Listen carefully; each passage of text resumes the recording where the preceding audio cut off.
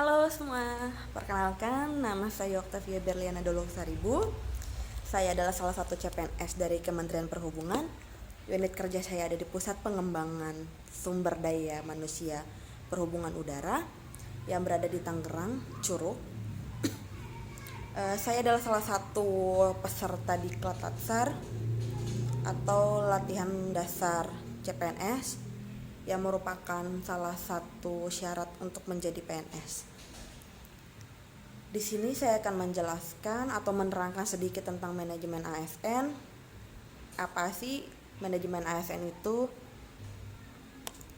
Yang pertama, menurut Undang-Undang Nomor 5 Tahun 2014 tentang Aparatur Sipil Negara, ASN terdiri dari dua jenis. Yang pertama itu adalah pegawai negeri sipil atau PNS. Yang kedua, pegawai pemerintah dengan perjanjian kerja atau yang kita kenal dengan PPK. Selanjutnya, kedudukan ASN. Apa sih kedudukan ASN? Pegawai ASN berkedudukan sebagai unsur aparatur negara yang menjalankan kebijakan pemerintah dan instansi serta harus bebas dari pengaruh golongan, kelompok, ataupun partai politik.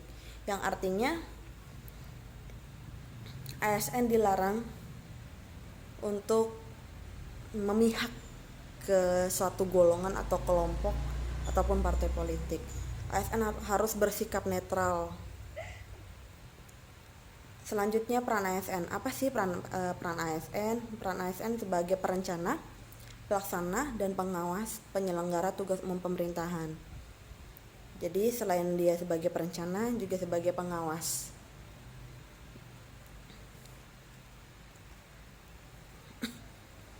Tugas ASN. Yang pertama, melaksanakan kebijakan yang dibuat oleh pejabat pembina kepegawaian sesuai dengan undang-undang. Yang kedua, memberikan pelayanan publik yang profesional dan berkualitas. Yang ketiga, mempererat persatuan dan kesatuan NKRI. Selanjutnya, kedudukan, peran, hak dan kewajiban dan kode etik ASN. Apa aja nih hak ASN? Betul. Yang pertama itu ada gaji, tunjangan dan fasilitas. Yang kita tahu, yang orang awam tahu ya, memang ada gaji pokok, tunjangan sesuai dengan undang-undang dan fasilitas. Yang kedua ada cuti.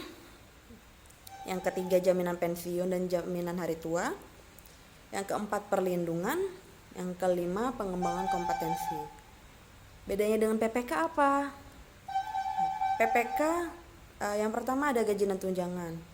Fasilitas mungkin tidak selengkap, mungkin tidak seperti ASN.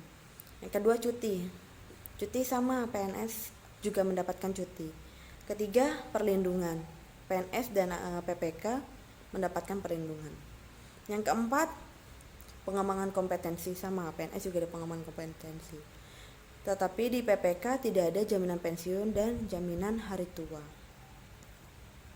Selanjutnya kewajiban pegawai ASN. Yang pertama, setia dan taat pada Pancasila, Undang-Undang Dasar, dan NKRI. Yang kedua, menjaga persatuan dan kesatuan bangsa. Yang ketiga, melaksanakan kebijakan yang dirumuskan pejabat pemerintah. Yang keempat, menaati ketentuan undang-undang. Yang kelima, melaksanakan tugas kedinasan dengan penuh pengabdian, kejujuran, kesadaran, dan tanggung jawab. Yang kelima, menunjukkan integritas dan keteladanan dalam sikap, perilaku, ucapan, dan tindakan kepada setiap orang, baik di dalam maupun di luar kedinasan atau unit kerja. Yang keenam, menyimpan rahasia jabatan dan hanya mengungkapkannya sesuai dengan peraturan undang-undang. Jadi sebagai ASN tidak boleh sembarangan memberi informasi tentang apa yang ada di unit kerja kepada sembarang orang, kepada publik atau sembarang publik.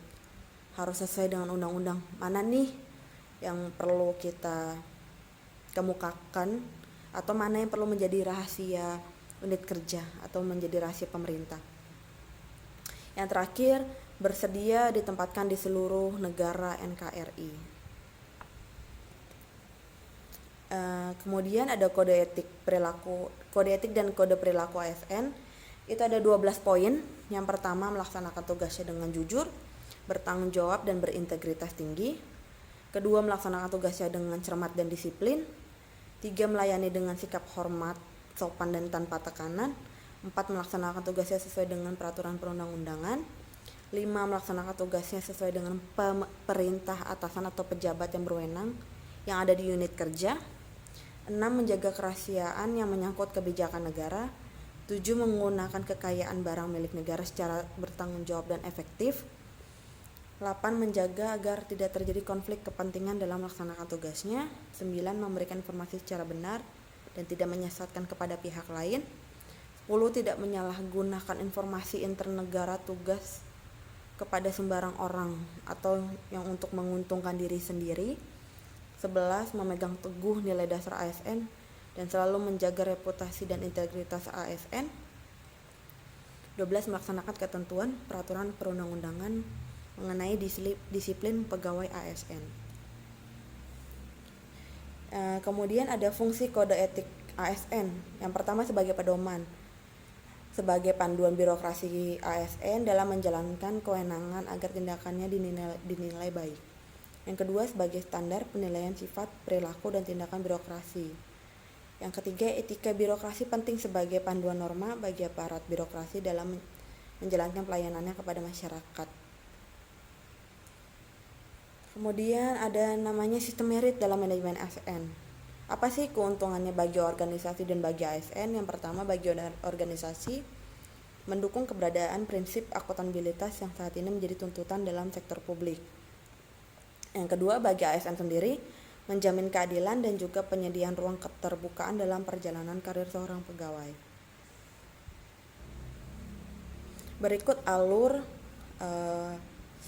manajemen PNS. Yang pertama, ada penyusunan dan penetapan kebutuhan. Terus kemudian melakukan pengadaan berapa nih jumlah PNS-nya, pangkatnya apa saja, jabatannya apa saja. Kemudian ada pengembangan karir, pola karir, promosi, mutasi, penilaian kinerja. Kemudian ada penggajian dan tunjangan, penghargaan, disiplin, pemberhentian, jaminan pensiun dan hari tua. Kemudian terakhir perlindungan. Kemudian manajemen PPK, penetapan kebutuhan, pengadaan, penilaian kinerja, penggajian dan tunjangan, pengembangan kompetensi, penghargaan, disiplin, pemutusan hubungan perjanjian kerja, perlindungan. Jadi alur PNS itu lebih banyak dan lebih panjang daripada PPK. Yang terakhir ada sistem informasi ASN, yaitu adalah rangkaian informasi dan data mengenai pegawai ASN yang disusun secara sistematis, menyeluruh, dan terintegritas dengan berbasis teknologi. Jadi sistem ini dibutuhkan agar semua data pegawai itu dapat diakses oleh ke Biro Kepegawaian secara update. Oke, sekian dari saya. Bila ada salah-salah kata, mohon dimaafkan. Dan bila ada pertanyaan bisa menghubungi saya. Mungkin bisa komen di bawah. Oke, selamat malam dan terima kasih. Apa-apaan ini?